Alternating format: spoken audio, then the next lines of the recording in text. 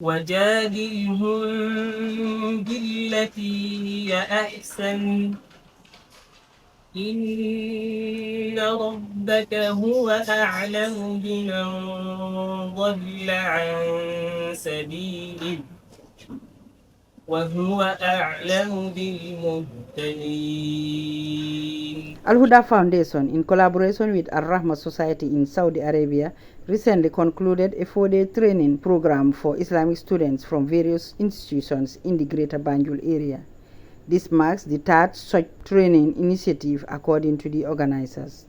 Speaking at the closing ceremony, Ustaz Muhammad Sow, representing Rahma Society and students of Al Madina Islamic University in Saudi Arabia, highlighted the program's objective to foster relations and share knowledge with their fellow Islamic students in the Gambia. المملكة العربية السعودية جامعة بسيركو هاي في الجامعة الإسلامية بني من بعد دولة كوانا كنا تيجي هنا don ara to kala tari ma do dam ni solo do dam do ara ko jangore ko jami adi to me ko me hangi jogo nirgo do wanni nirgo ara ko woni ada ko non to pi sume yeyi to me wawa jogo nirde me wana yiti lewo kala me halde kadi mo be kana kadi ko jelo handeda wallina isi men ari ga me wawa yette dum do me wawa darde ko dum no wawa dana be torede na dore ara ko dawra do kala bo hebbe yamum ande ko be dole ko dum no wodi wonane jonna e gudi ti wodi taw.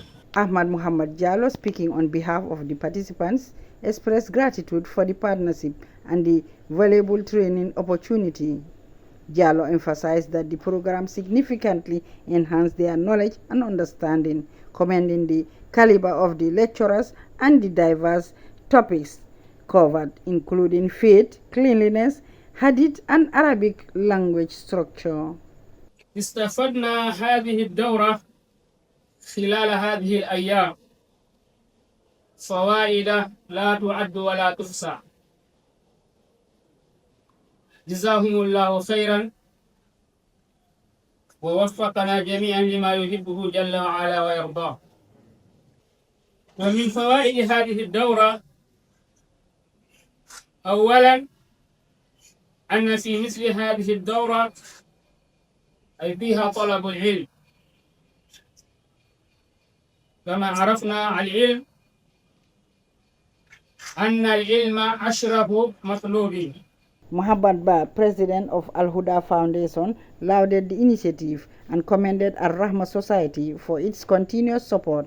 He urged participants to make the most of the knowledge gained to further their education.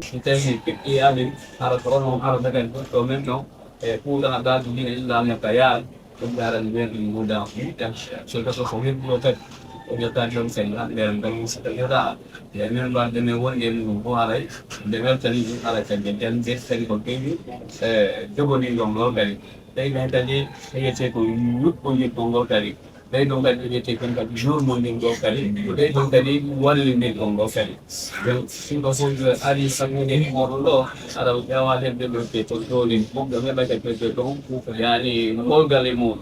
The ceremony also featured the presentation of Islamic books and certificates, along with recitations of poems in both Arabic and Fula language. لقاكم عوامل رفع لهذه الأمة وأحياكم وحي الحياة منكم وجوها إذا جلت تعيد ضياء الصبح والليل عابر وجوها تجلت في سماوات رفعة كواكبها أخلاقكم والمآثر.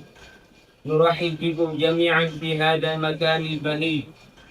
قدوم من يستتأذن إيمي فتأقوه من مثولة ديوتكم مجوكتا دور من نسيجتا تند من كفتتا. Khadija Jallo reporting.